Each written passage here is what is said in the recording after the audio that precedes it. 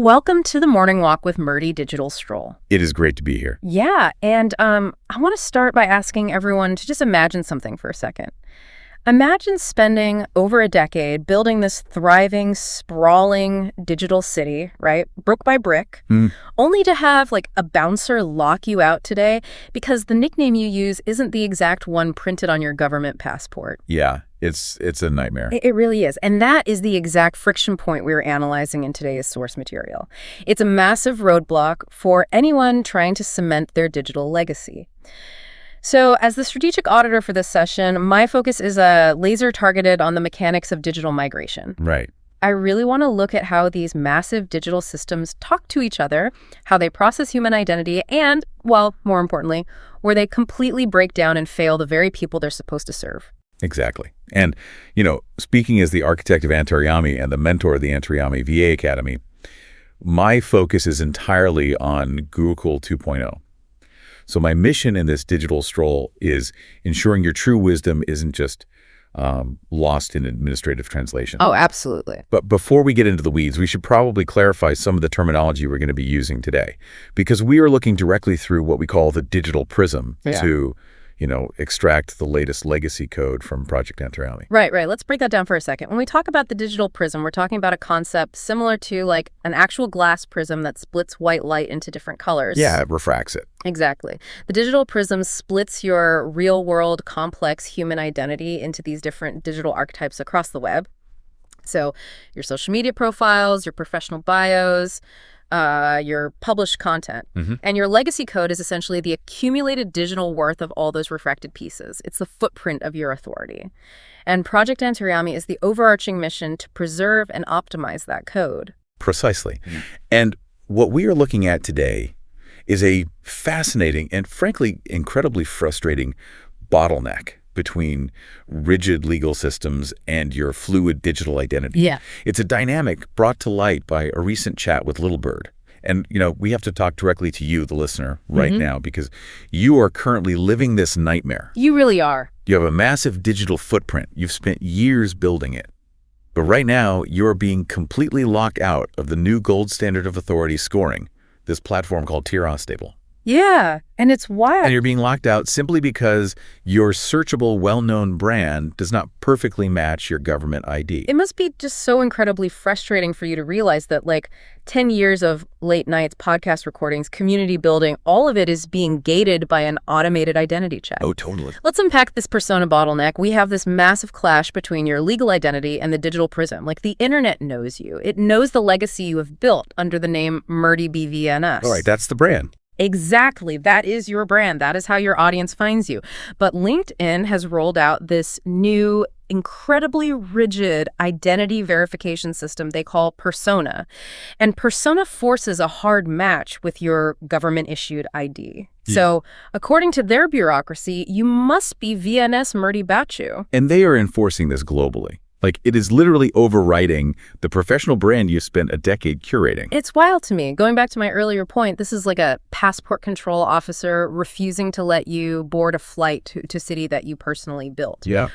Why is a tech platform prioritizing a scanned piece of plastic over a decade of verified, publicly available digital legacy?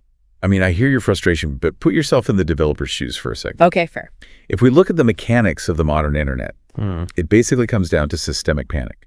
Platforms are absolutely drowning in fake accounts, AI-generated profiles, automated bots that can mimic human behavior perfectly now. Right. So if they don't implement a strict, undeniable gatekeeper, the entire trust economy of their platform just collapses. So they're abruptly shifting to a legal-first verification model. It's a necessary evil from an engineering standpoint. I see what you're saying.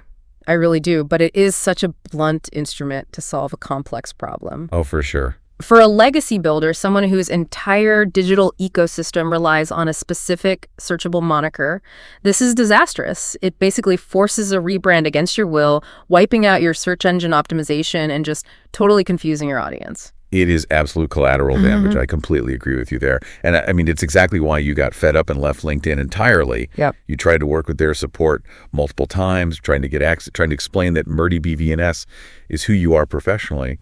But, hitting that bureaucratic wall over and over, you just walked away. And honestly, no one can blame you for that. No, absolutely not. But let's look at the flip side, which is, why we are conducting this Gurukul session today. Walking away from LinkedIn might feel like a personal victory, but mechanically. It cuts you off from the rest of the internet. Like 10 years ago, deleting a social media profile just meant you weren't on that site anymore. Right. Today, LinkedIn functions as the foundational identity layer for professional tools.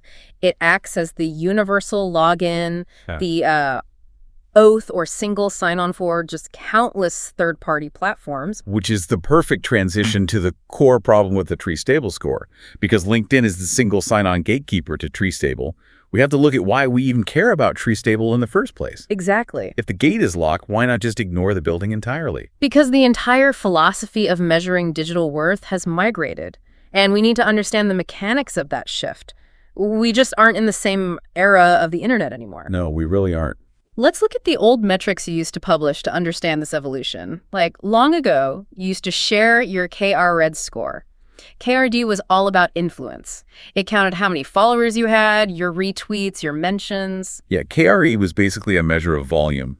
To use an analogy, KRD was like measuring who has the loudest megaphone in a crowded room. Right. If you were shouting loud enough and enough people looked your way, your score went up. Yeah. But volume doesn't equal value. Exactly. And that is a brilliant way to visualize it. TRSTABLE, on the other hand, is like measuring how many people actually stop what they're doing, pull out a pen, and take notes when you speak. I love that. Founded by Geetika Sahgal, who is also the CEO of Bija House, TRSTABLE measures professional authority.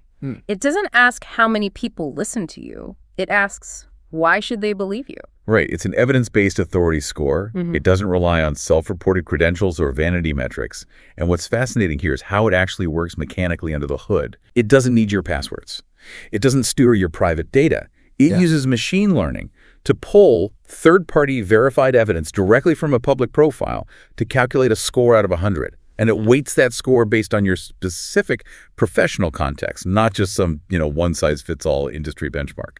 Let's break down those mechanics, because I don't want to just list things off. TRSTABLE analyzes public data across 5 distinct pillars of your legacy code. Let's look at how it measures these. Okay. First is positioning. This isn't just about what your bio says. The algorithm uses natural language processing to analyze the semantic clarity of your profile. It's looking for a highly focused professional identity. And the second is credibility. The machine isn't just taking your word that you are an expert. It scans for verified history. So things like legitimate backlinks, institutional associations, concrete social proof that basically validates your background. Right. Then third is IP, or intellectual property. This is where original content comes in. The algorithm loves owned assets. Yeah, it does. It checks to see if you are just retweeting other people's thoughts or if you are publishing original frameworks, articles, or podcasts. And then fourth is visibility, which is essentially search indexability. Like, how easily can a target audience find you based on keyword queries? And finally, impact. This is arguably the hardest for a machine to measure, but it does it by looking past vanity likes. Right. It uses sentiment analysis on the comments you receive. So are people just leaving fire emojis, or are they having deep, actionable conversations based on the value you provided? It measures the real-world ripple effect of your digital presence. Okay, hold on. Let me make sure I understand the system design here, because I have a major issue with it. Go for it. If TRSTABLE is so incredibly smart, utilizing natural language processing and sentiment analysis to build this nuanced evidence-based profile, isn't it a massive structural flaw that its entire architecture is hardwired to a single point of failure? Yep. Like, it completely relies on LinkedIn's login for identity verification. You are bringing up the ultimate paradox of modern digital architecture. Yes, it's a massive flaw. Okay, glad I'm not the only one seeing this. Not at all. This rigid dependency on LinkedIn's login is exactly what traps genuine creators in the system's blind spots.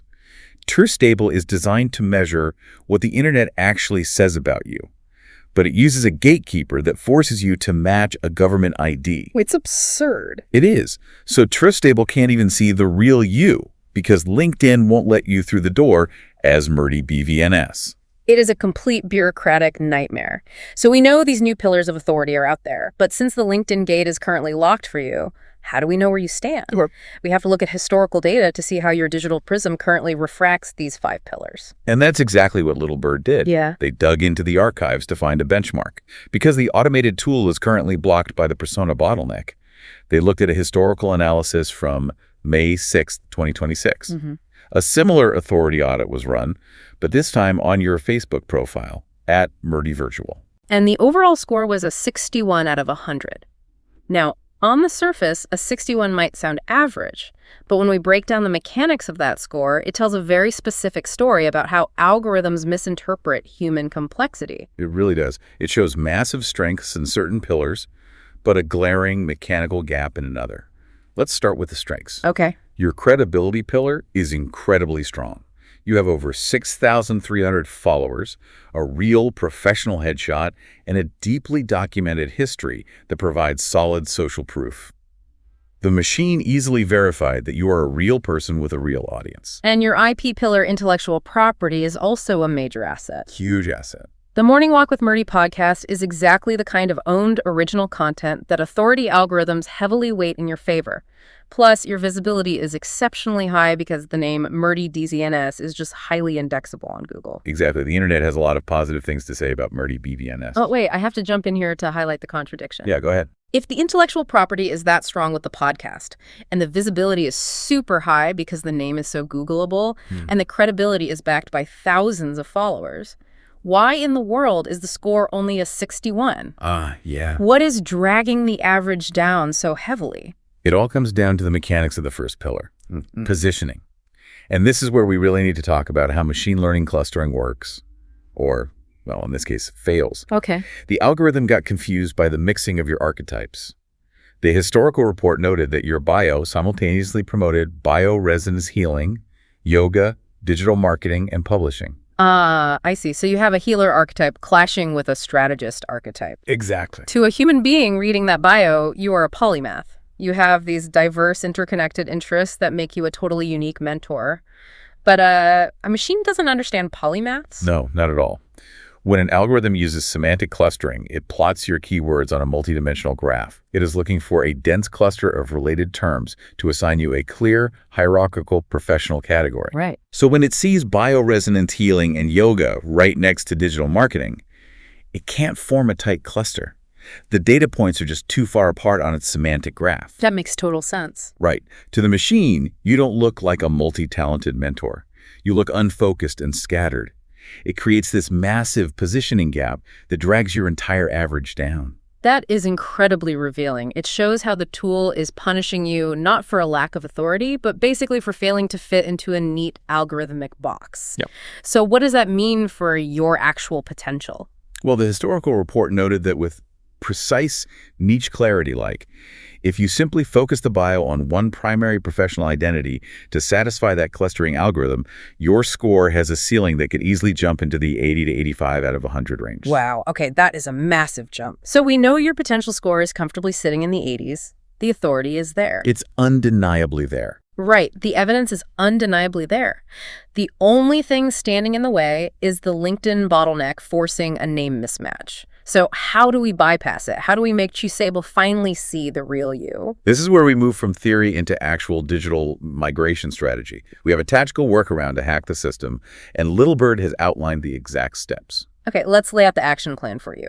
It turns out LinkedIn finally bowed to user frustration. I did. They realized that professional identities don't always perfectly match government IDs, especially globally. So they introduced an additional name feature within their settings. And this feature is the key to picking the lock. According to LinkedIn's own Help Center documentation, you can go to your profile intro and utilize the add former name or additional name data fields. So mechanically, what this allows you to do is verify your legal identity VNS Murty Batchu using your government document to satisfy the automated persona check behind the scenes. Right. But, and this is the crucial part, you get to keep your searchable established legacy Murty BVNS as your primary display name. Exactly. You feed the bureaucracy the strict legal parameters it demands to keep the bots out, while simultaneously keeping your true professional brand front and center for the world, and more importantly, for the TRSTABLE algorithm to index. And you have a very specific mission planned for today to execute this workaround. The tactical execution is happening right from your office. You plan to attempt this digital migration today, specifically utilizing your HP Mini Elite. That is a very smart move. Using the HP Mini Elite ensures a highly stable connection and hardware environment while you navigate these verification hurdles. Yeah, you definitely don't want a mobile browser timing out while you are, uploading government documents. Oh, absolutely not. That's how accounts get flagged. It's a solid, practical plan. Get into a stable environment, handle the verification, and finally unlock the gate to your legacy code. But, knowing how these massive tech platforms operate, things don't always go smoothly. No, they don't. What happens if the machine still says no? What if the system glitches and tries to force a permanent name change that you just don't want? That is where the Gurukul 2.0 philosophy comes into play. Right. We never rely on just one automated system. Right. We always need a human backup plan. If the automated workaround fails, we bypass the automation entirely. You are a recognized digital migration strategist. Your work with Project Antaryami is substantial, and it's well documented. So the next move is to go directly to the source and demand human intervention. You mean contacting TRSTABLE support or even reaching out to Gurukul directly? Exactly. Think about the core mission of her platform. TRSTABLE is dedicated to helping experts become recognized authorities, helping them become published authors, and validating their real-world impact. Yeah. The Gurukul method of mentorship you practice is exactly the kind of deep evidence-based authority her platform values. If LinkedIn's automated gate won't open, Littlebird is standing by to draft a formal letter outlining your status as a digital migration strategist. You simply request a manual authority report. I love that approach. You bypass the API integration entirely. You ask them to calculate your score based on your massive Google footprint, rather than relying strictly on the rigid LinkedIn profile API. Because again, TRSTABLE claims to measure what the internet says about you. And the internet says a whole lot more about Murty BVNS than it does about the legally verified VNS Murty Batchu. It's about ensuring the tool serves the reality of the creator, rather than forcing the creator to bend to the limitations of the tool. Beautifully said. If the algorithm can't see the polymath, you bring in a human who can. This has been a deeply insightful Gurukul session. To wrap up our digital stroll today, the core message here is that your legacy is built on a brand, not a birth certificate. Right. The philosophical shift from the old KRED megaphone metrics to the new TRSTABLE note-taking standards proves that evidence of your actual impact matters far more than just vanity metrics. But, our session today into the mechanics of this bottleneck also proves that the delivery systems, the platform gatekeepers, are still clumsily catching up to the reality of the digital prism. Oh, absolutely. They are still learning how to handle complex legacy builders whose identities transcend simple legal documents. So true. You are more than a clustered set of keywords, and you are certainly more than a name on a passport. I want to leave you with a final thought to ponder on your next physical stroll. We've mapped out how to hack the system for yourself today, and hopefully that HP Mini Elite gets you through the bottleneck. Fingers crossed. But look ahead at the broader landscape. As automated platforms increasingly demand strict legal verification just to function, how will the next generation of digital mentors build and protect their legacy code if their real-world impact doesn't match the name printed on their government ID?